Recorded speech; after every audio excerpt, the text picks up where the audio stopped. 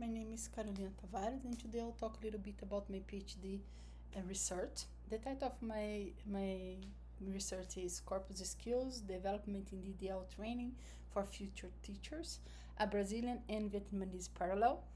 My supervisor is Dr. Paula, and my co-supervisor is Dr. Peter from Brisbane, Australia. As we know, nowadays English is used as lingua franca, so people around the world use English to communicate. And unfortunately, in Brazil, only 5.1% of people above 16 know some English, while some research showed that 91% of the executives in different countries think that English is crucial for business. So this show a gap between English proficiency level among the general population and its importance in the business world. UNESCO also shows us that, emphasizes to us actually that it's important to learn another language, any language, not necessarily English, but because this is gonna give us some perspective and knowledge about different culture that can help us develop in our personal lives. And beside all these, actually to complement all these, the students nowadays they need to develop different kinds sets of skills that include learning, innovation. Inside learning innovation, we can think about critical thinking, problem solving, digital literacy. They need to understand and use digital tools and resource, career and life skills such as being flexible, adaptable, take initiatives, self-directing. So all of these skills, in a way, we can connect to DDL. So that's why we choose DDL to use in our research. In our goals are divided in main and specific. The main goal is to promote the training of language teachers in DDL, emphasizing the development of corpus skills. Our specific goals are develop a course for language teachers focus on corpus skills and common digital tools for corpus linguistics. 2. Compare if the different contexts between Brazil and Vietnam can impact in DDL use in the classroom. And use corpus skills to help teachers in developing countries should implement the DDL approach in their language teaching classes. So our literature review is based on corpus linguistics and DDL. Our methodology, we can divide it in 4 steps. The first one then we called corpus literacy and training process, where we develop different online course to those teachers to explain to them about corpus linguistics, DDL, show them different tools and how they could use it in their lesson plan. 2, data collection. So we ask them to produce a lesson plan at the end of the course that we analyzed using the technology integration observation instrument developed by Harris et al. In 2010. We did a survey interview with them during the process to know their perspective on the course, how they could implement this on their everyday lives, in their practice in the schools, the benefits that the challenges that DDL can bring to the classrooms. And we did some interviews, and in these interviews we use in vivo coding and tabletop methods to analyze it.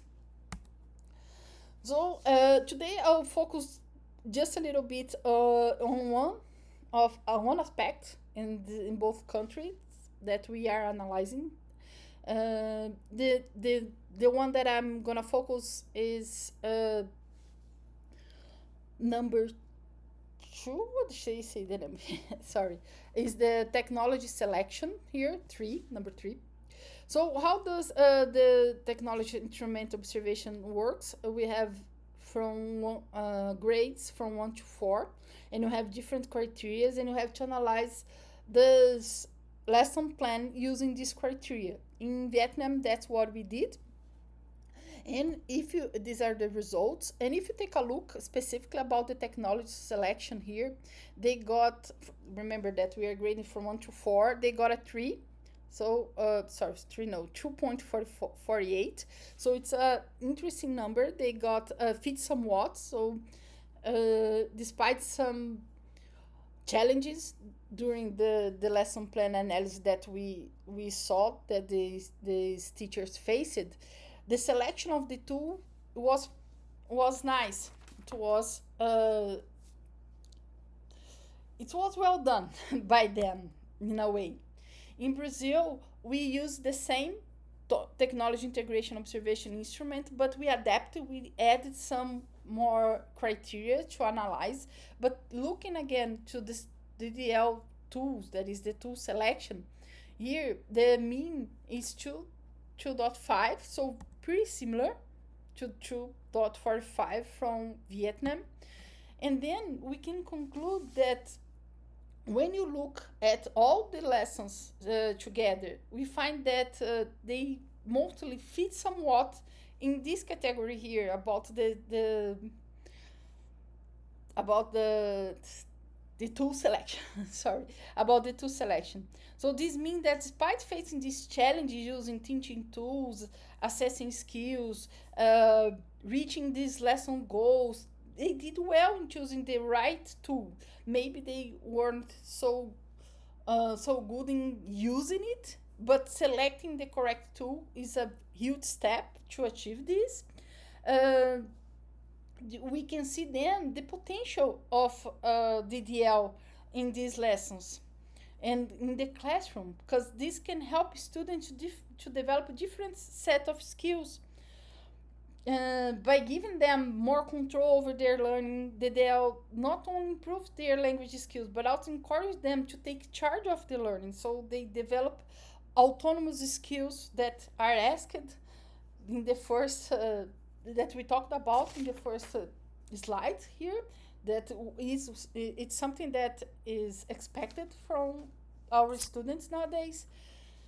So just to conclude this very short summary of the research, uh, even though both countries face some problems, and students understanding their own role in this in the classroom using DDL and how this can help, DDL has a huge potential to help them, and they are, how can I say this, they're excited to try and use it in the classroom. Sorry to pass the time, so thank you. That's basically it.